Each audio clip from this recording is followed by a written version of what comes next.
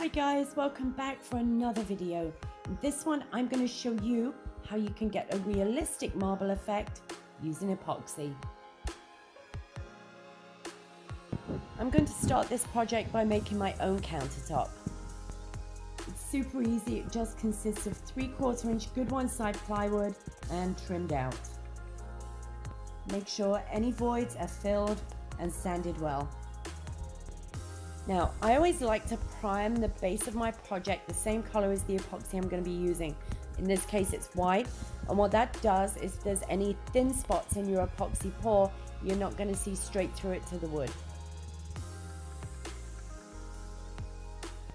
Let's quickly go over here some of the materials and tools that you're going to need to do an epoxy pour on a countertop. Epoxy, latex paint and pigment, foam roller, mixing containers, and blending tools. Now my epoxy of choice is the Ecopoxy UVpoxy. So I'm going to start by mixing their 1-to-1 mixture really well for about 3 or 4 minutes in a container. Next, I'm going to scoop out into 3 smaller containers, 3 equal amounts, just small amounts of epoxy, and to each container I'm going to add a bit of black acrylic paint, some beige acrylic paint, and some gray acrylic paint, and mix these really well too.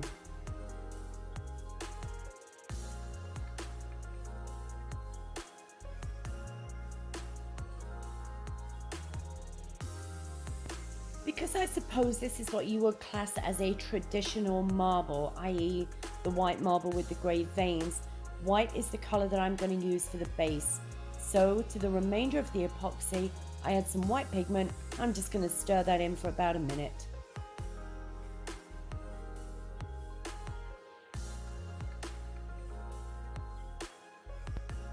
I love this part. It's my favorite part of any countertop pour.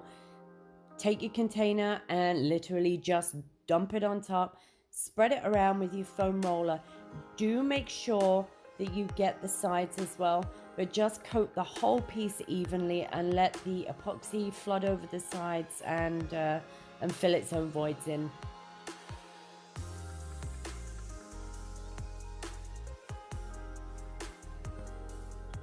Now you're going to take a blowtorch and just pass it over the top of your countertop. This is going to pop any air bubbles that might come up.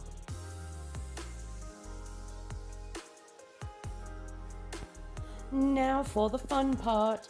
So remember those 3 containers of different colored epoxy mix that we put the acrylic paint in? These are what we're going to use to create the different colored veins.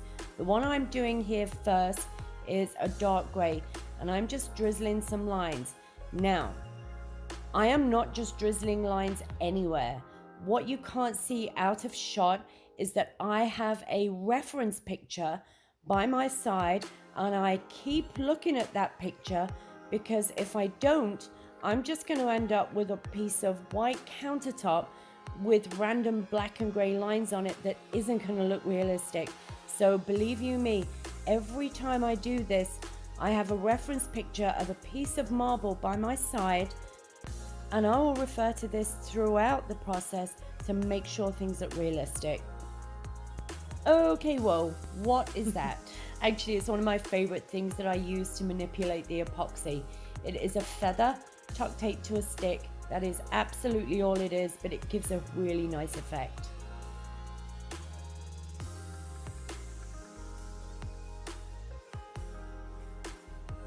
So I'm now going to carry on referencing my picture, pouring the veins and manipulating them with my feather on a stick. Now, one of the reasons the feather on a stick is good is because you can't get too much pressure. It gives a really fluid effect.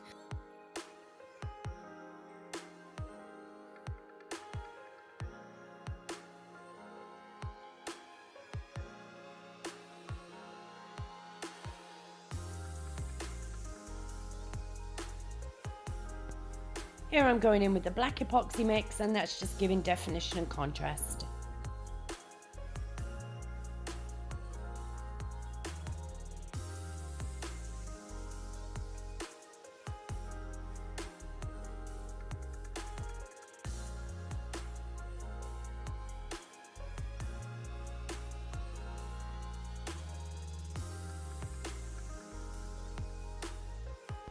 Once again, going in with the blending feather just to give fluidity and to make sure that none of these lines are too severe.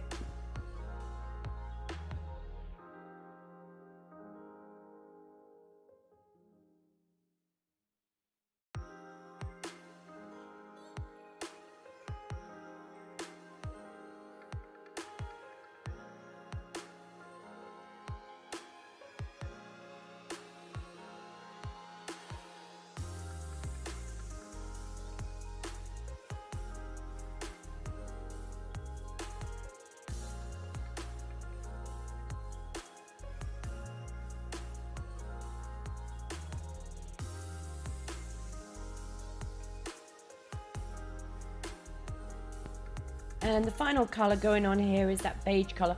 Almost gives goldy tones to it, but now this is going to give almost some highlights to it and add just a little bit more color definition. If you see here, I'm just going to introduce the blowtorch again.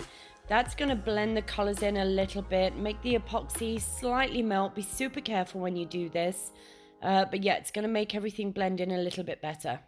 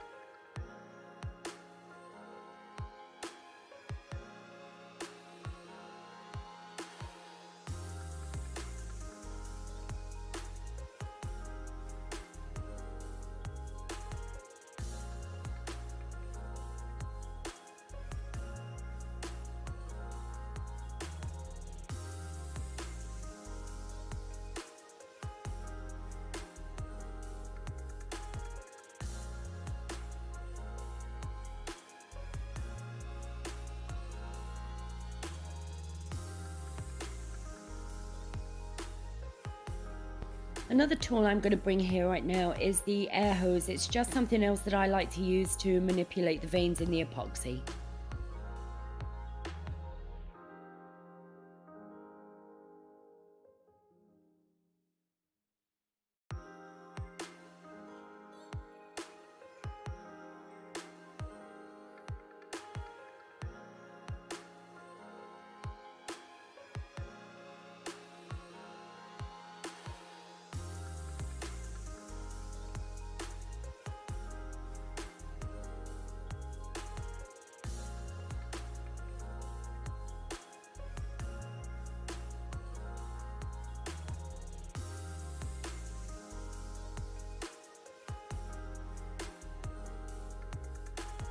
At this point, I'm happy with the way it looks, so I'm going to let it dry overnight. These countertop pours that are about 1/8 of an inch thick will dry overnight, so we can come back in the morning and get some close-up shots.